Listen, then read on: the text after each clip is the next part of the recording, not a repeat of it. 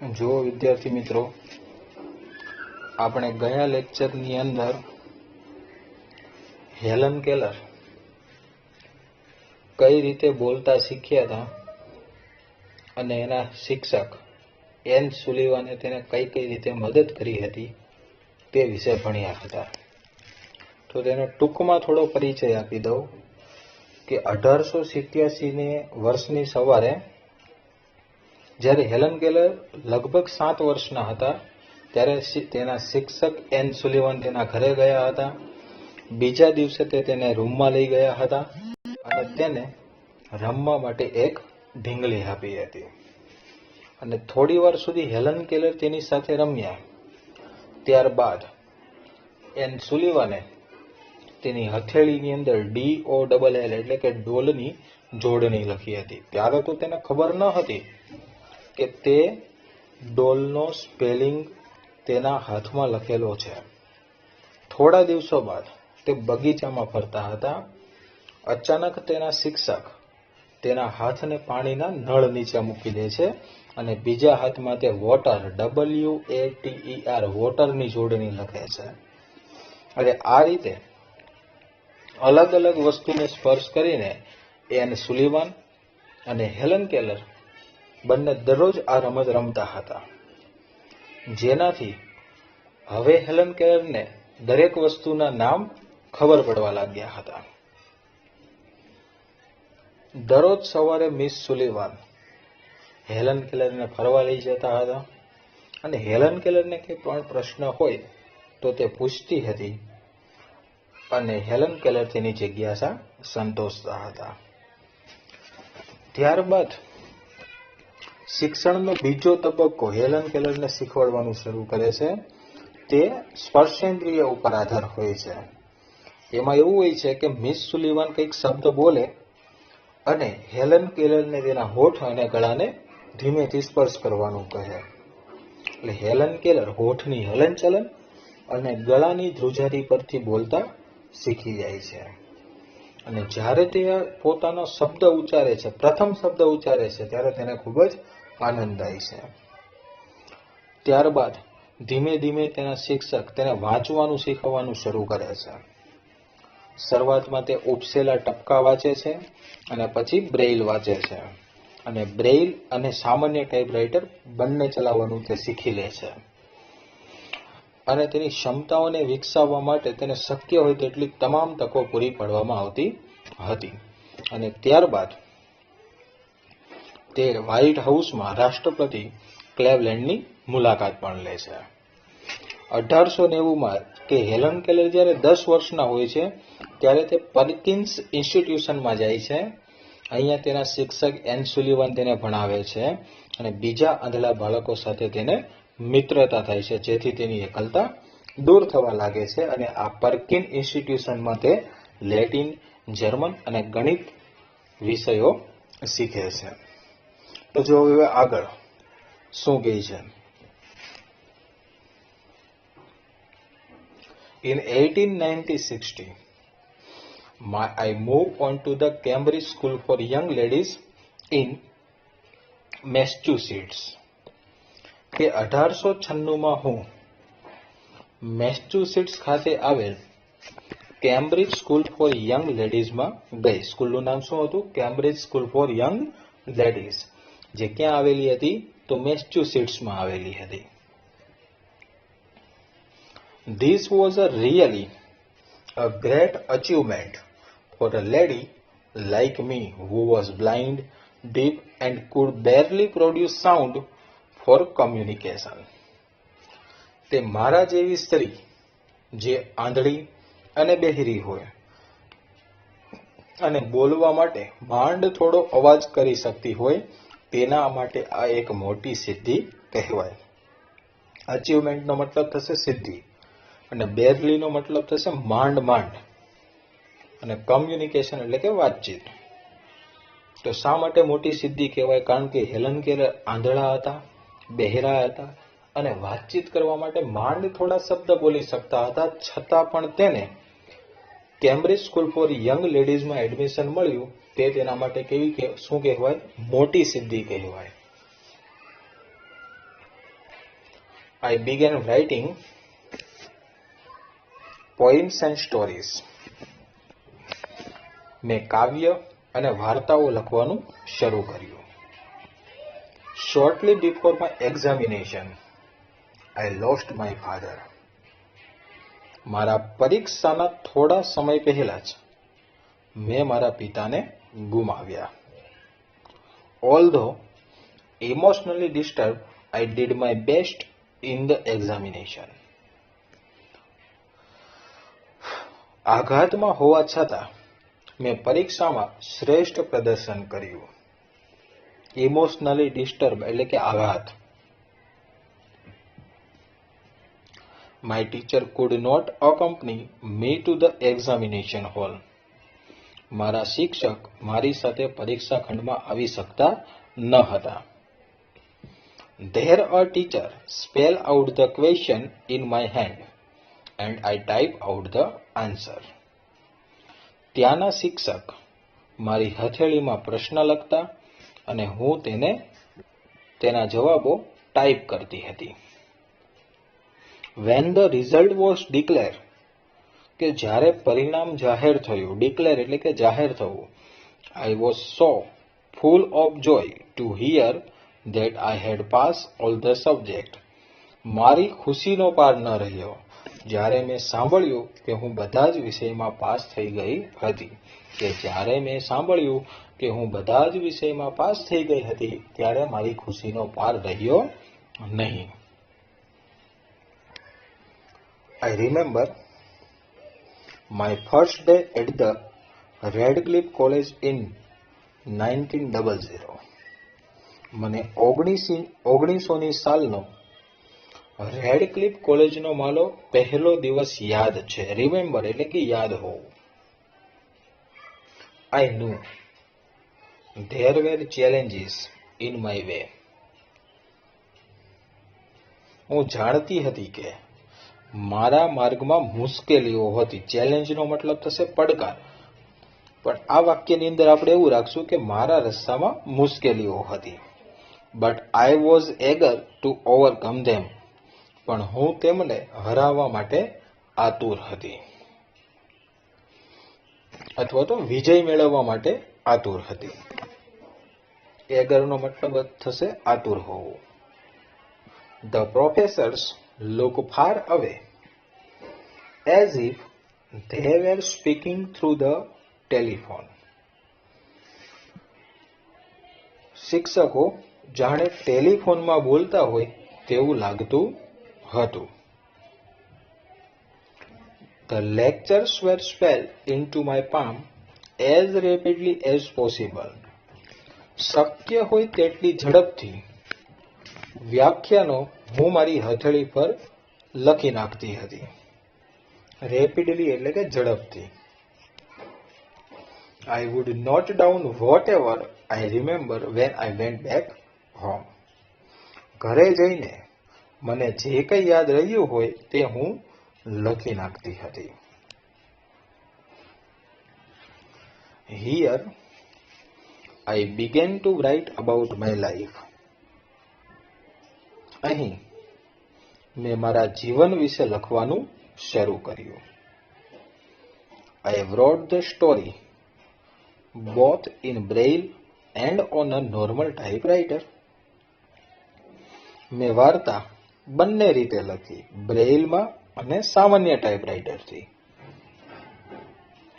The story of my life was edited by John Mackey. મારા જીવનની વાર્તા John મેકે દ્વારા એડિટ કરવામાં આવી. એડિટ એટલે કે સંપાદન કરવું. The writing was published in a magazine in 1903 and I was paid for it. 1903ના એક સામાયિકમાં, મેગેઝિન એટલે કે સામાયિક, 1903ના એક સામાયિકમાં આ લખાણ પ્રકાશિત થયું. પબ્લિશ એટલે કે પ્રકાશિત થવું, અને મને તેનું વળતર ચૂકવવામાં આવ્યું.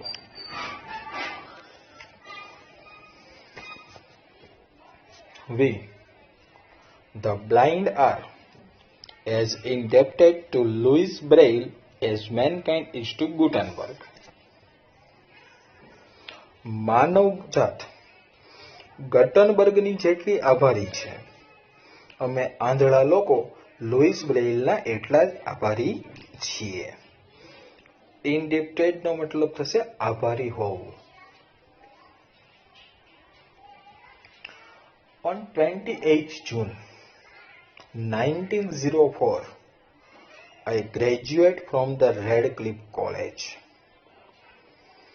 28મી જૂન 1904 ના રોજ હું રેડક્લિફ કોલેજમાંથી સ્નાતક થઈ. ગ્રેજ્યુએટ એટલે કે મારી કોલેજના વર્ષો પૂર્ણ થઈ ગયા. I felt proud that I became the first deaf blind person to earn a Bachelor of Arts degree. હું ગર્વ અનુભવતી હતી કે હું બેચલર ઓફ આર્ટ્સની ડિગ્રી મેળવનાર પહેલી બહેરી અને આંધળી વ્યક્તિ હતી. એટલે કે અત્યાર સુધી કોઈ પણ આંધળા અથવા તો બહેરા વ્યક્તિએ આર્ટ્સમાં બેચલર ડિગ્રી પ્રાપ્ત કરી ન હતી. આવી પહેલી વ્યક્તિ કોણ હતી? હેલન કેલર હતી. I began to feel that I must educate people on ways to help the blind. મને એવું લાગવા લાગ્યું કે મારે લોકોને જાગૃત કરવા જોઈએ.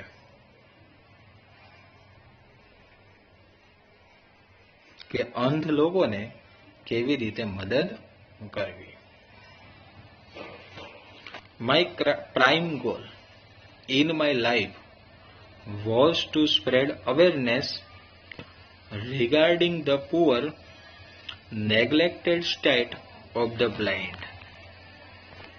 મારા જીવનનું મુખ્ય ધ્યેય, પ્રાઇમ ગોલનો મતલબ થશે મુખ્ય ધ્યેય અથવા તો મુખ્ય લક્ષ્ય.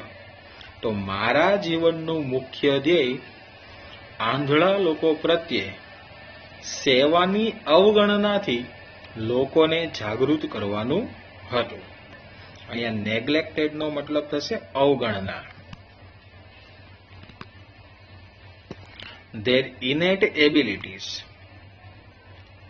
and their inspirations, I had to raise funds not only to sustain a living for myself, but also to start projects to remove darkness and miseries from the lives of other blind people.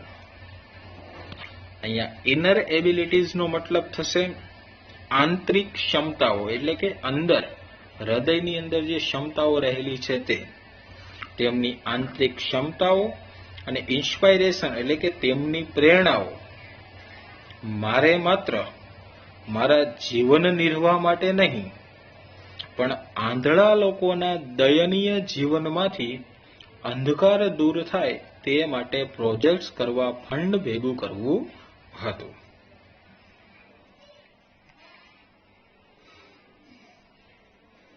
Sustains a living એટલે કે જીવન નિર્વાહ.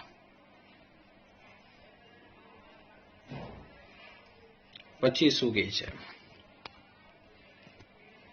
I strongly felt that I must give the others what I had gained from my teacher N. હું માનતી હતી કે મને મારા શિક્ષક એન પાસેથી જે કંઈ પણ મળ્યું છે તે મારે બીજા લોકોને આપવું જોઈએ.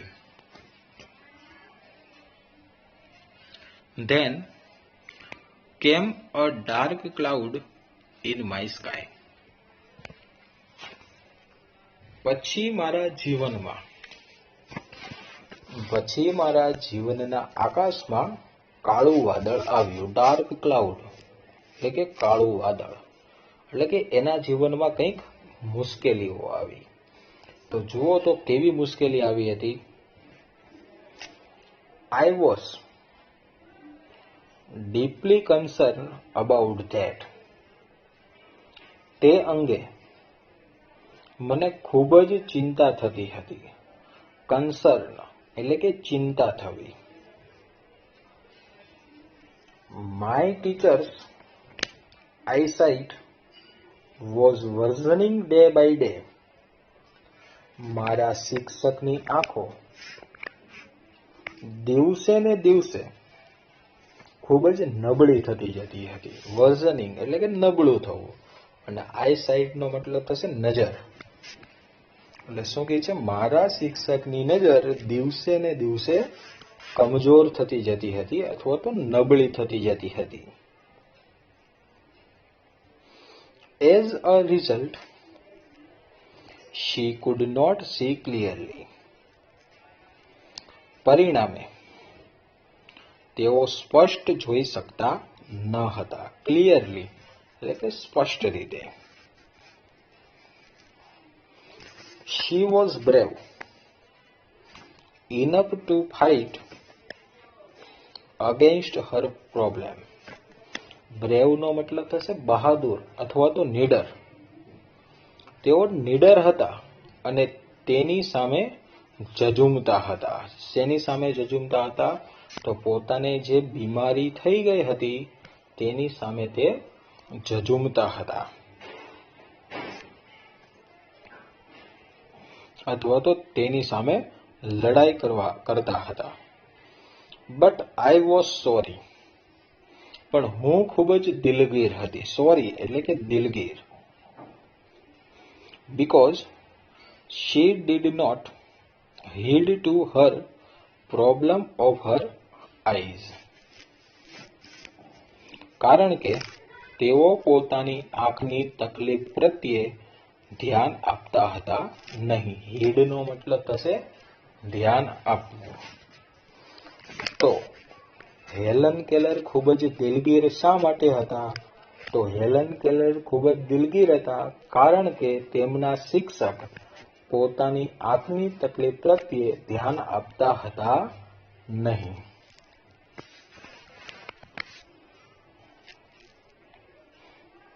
Instead, she continued to help me.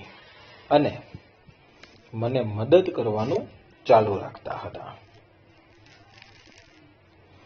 At last, my teacher lost her eyesight completely. અંતે મારા શિક્ષકે સંપૂર્ણ રીતે દ્રષ્ટિ ગુમાવી દીધી. એટલે કે હવે એને બિલકુલ દેખાવાનું બંધ થઈ ગયું હતું. And became blind by the year 1935. અને 1935 સુધીમાં તે આંધળા બની ગયા હતા. She sacrificed her eyesight for me. તેણીએ મારા માટે પોતાની નજરનું બલિદાન આપ્યું. આઈસાઇટ નો મતલબ થશે દ્રષ્ટિ અથવા તો નજર, અને સેક્રિફાઈસ નો મતલબ થશે બલિદાન આપવું. બલિદાન કોને કહીશું વિદ્યાર્થી મિત્રો? આપણે તો કોઈ બીજા વ્યક્તિની માટે આપણે જાતને ઘસી નાખીએ તો એને શું કર્યું કહેવાય? બલિદાન આપ્યું કહેવાય. What a great sacrifice it was. તે કેવું મહાન બલિદાન હતું. ગ્રેટ એટલે કે મહાન. If she had not support and encourage me to learn. જો તેમણે મને શીખવામાં મદદ અને પ્રોત્સાહન ન આપ્યું હોત તો, સપોર્ટનો મતલબ થશે મદદ અને એનકરેજનો મતલબ થશે પ્રોત્સાહન. જો તેમણે મને શીખવા માટે મદદ અને પ્રોત્સાહન ન આપ્યું હોત તો I would not have enjoyed the beauty of the world. તો હું દુનિયાના સૌંદર્યને માણી શકી ન હોત. બ્યુટીનો મતલબ થશે સૌંદર્ય. I cannot think myself apart from her. હું તેમનાથી અલગ મારું અસ્તિત્વ વિચારી શકતી નથી. માય સેલ્ફનો મતલબ થશે મારું અસ્તિત્વ. શું કહે છે? હું તેમનાથી અલગ મારું અસ્તિત્વ વિચારી શકતી નથી. શા માટે નથી વિચારી શકતી?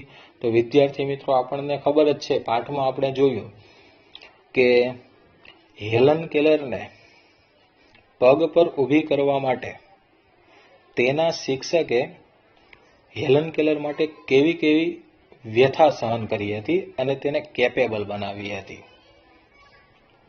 એટલે હેલન કેલર પણ તેના ગુરુજીનો આભાર જ માને છે, તેના શિક્ષકનો આભાર જ માને છે કે મારી જિંદગી સુધારવા માટે જો મારા શિક્ષક બલિદાન આપતા હોય તો પછી મારે તેમનાથી અલગ મારા અસ્તિત્વનો વિચાર કરવો જોઈએ નહીં.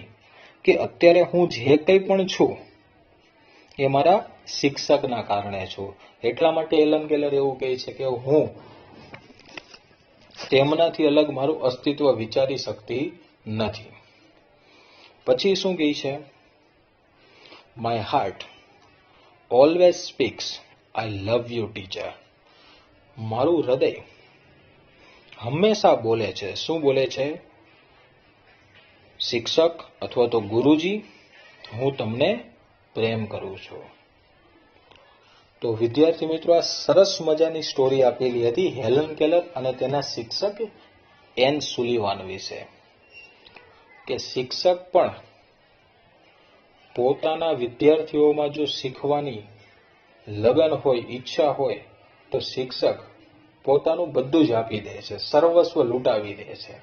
પણ સામે શિષ્ય પણ આ જીવન માટે તેનો આભારી રહી જાય છે. એ આપણને આ પાઠમાંથી સરસ સંદેશો મળે છે કે ગુરુ અને શિષ્ય વચ્ચે કેવો પ્રેમભાવ રહેલો હોય છે, કેવી અન્ડરસ્ટેન્ડિંગ રહેલી હોય છે.